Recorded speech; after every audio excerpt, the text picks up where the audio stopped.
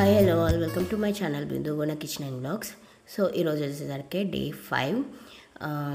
కొంచెం నా థ్రోట్ అలాగే ఉందండి, కాఫ్ అండ్ కోల్డ్ అలాగే ఉంది. సో ఇక్కడ నా ఎర్లీ మార్నింగ్ డిటాక్సీ వాటర్ వచ్చేసరికి కొత్తిమీర అలాగే కరివేపాకు వేసుకొని వెయిట్ లాస్ పౌడర్తో నేను కొంచెం డిటాక్సీ వాటర్ అయితే పెట్టుకున్నాను అనమాట. సో ఈరోజు నేను కొంచెము లైట్గా లుక్వామ్ వాటర్ లెక్కే పెట్టుకున్నాను, ఎందుకంటే సో నేను గబాన్ తాగేయచ్చు అన్న ఉద్దేశంతో. ఈరోజు మొత్తము చాలా సింపుల్ అండి. వాటర్, జస్ట్ ఫ్రూట్స్, అలాగే ఏబీసీ జ్యూస్ అనమాట. మార్నింగ్ బ్రేక్ఫాస్ట్కి ఏబీసీ జ్యూసే తీసుకున్నాను అండ్ ఈవినింగ్ కూడా ఏబీసీ జ్యూసే తీసుకున్నాను అనమాట.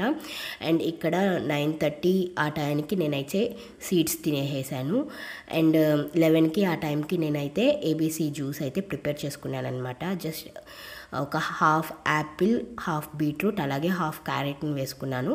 సో నాకు ఒక పెద్ద జార్కి అయితే జ్యూస్ అయితే వచ్చిందనమాట దానికి. సో నాకు ఒక్కదానికే కాబట్టి 2 గ్లాసెస్ అయితే సరిపోతాయని చెప్పి అన్నీ హాఫ్ తీసుకున్నాను అనమాట. సో ఇదే నేను నా బ్రేక్ఫాస్ట్కి, అలాగే కొంచెం వర్కౌట్ చేసిన తర్వాత నైట్కి కూడా నేను ఇదే తీసేసుకున్నాను అనమాట. సో ఈరోజు ఓన్లీ జ్యూసెస్ అలాగే ఫ్రూట్స్తో నేనైతే డేని కంప్లీట్ చేసేసాను అనమాట. బికాస్ ఎందుకంటే లాస్ట్ 3 days నుంచి నేను బ్రేక్ఫాస్ట్ చేస్తున్నాను కదా, సో అందుకని ఈరోజు మొత్తము ఫ్రూట్స్ పైన వచ్చేసాను అనమాట. సో టుమారో కూడా ఆల్మోస్ట్ ఫ్రూట్సే ఉంటాయన్నమాట నా డైట్ మొత్తంలో.